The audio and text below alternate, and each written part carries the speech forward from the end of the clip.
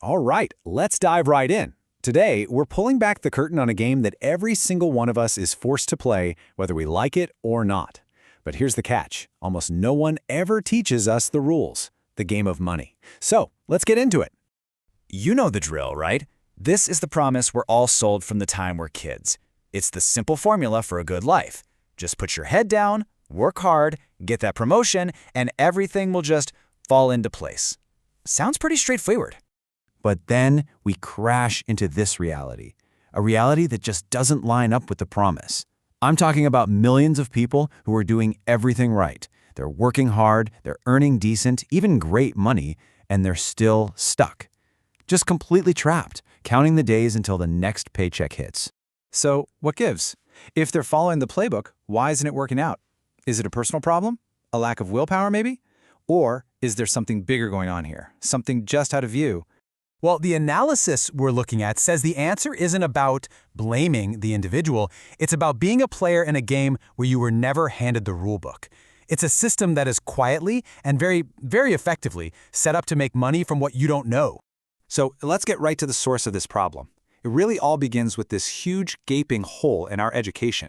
I mean, we spend more than a decade in school learning about geometry and history, but the one subject that will dictate so much of our adult lives, money, is basically a ghost in the curriculum. Just think about it for a second. When did you ever take a class on how your credit score actually works? Or the insane power of compound interest when it's working against you? You know, where the interest you owe literally starts having babies and you owe interest on them too? Or how about the psychology banks use to make sure you stay in debt? These aren't just little details, they're the core rules of the financial game we're all playing. And here's the crucial takeaway from that. The path we're all put on rewards us for being good employees, for showing up on time, for following directions, for being obedient. What it doesn't reward us for is becoming financially intelligent. And that difference, right there, is where all the traps are laid. Now let's talk about the first massive pillar of this system. It's a 3-digit number that, for most people, has way more impact on their life than their annual salary. I'm talking about your credit score. This little number basically writes the rules for your financial life. So let's run a little thought experiment. Picture two people, okay? They have the same job, they make the exact same amount of money, they're financial twins in every way but one. Person A has a 620 credit score and person B has a 760. It might not seem like a world of difference, but oh man, the consequences are enormous. Over a lifetime of buying a car, getting a mortgage for a house, all the normal stuff, the person with a lower score will end up paying tens of thousands of dollars more for the exact same things. This isn't a penalty for being bad, it's just a feature of the system. You could call it an ignorance tax. And this quote just hits the nail on the head. It's not about punishing people for not having money. It's about capitalizing on a lack of knowledge. Understanding how to build and protect your credit, it's a skill. And it's probably one of the most valuable skills you could ever learn. Okay, on to the next major concept, debt. We're all conditioned to think of debt as this big, scary monster, right? Something to avoid no matter what. But the truth is a little more complicated. Debt is just a tool. And like any tool, it can be used to build or it can be used to destroy. First up, let's talk about how debt becomes a trap. And the perfect example is the minimum payment on your credit card. They make it look so small, so manageable. It feels like you're doing the safe thing. But that number is calculated with surgical precision to keep you in debt for the longest possible time, letting that 18, 25, even 30% interest just compound over and over and over. This is what we call bad debt. It's when you borrow money to buy things that immediately go down in value. You know, consumer stuff, fancy gadgets, financed vacations, things that give you a quick hit of pleasure but create a long-term financial headache. It's a system designed to keep you on a treadmill. But then there's the other side of the coin, good debt.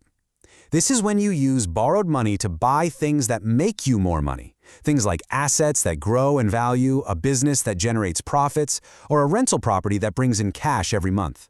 The wealthy don't fear debt. They've just learned how to use this side of it.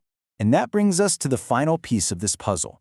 And for most of us, it's the single biggest expense of our entire lives, taxes. And this is the part of the game where there are two completely different sets of rules, depending on how you make your money. Okay, you have to really look at this because it's everything. For a regular employee, the sequence is locked in. You earn your paycheck, the government immediately takes their cut right off the top, and then you get to spend whatever's left. But for a business owner or an investor, the entire sequence gets flipped on its head. They earn income, then they spend that money on legitimate business expenses, investments, equipment, you name it, and only then, at the very end, do they pay tax on whatever is left. It's a total game changer. Now, it is so important to understand this. This is not illegal tax evasion. Not even close. This is perfectly legal tax strategy, and it's built right into the tax code itself. The system is actually designed this way to encourage people to invest and create businesses. The wealthy aren't cheating. They're just playing the game with the rulebook they were given.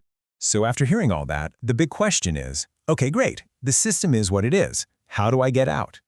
How do you go from being a piece on the board to being the one who understands how the whole game is played?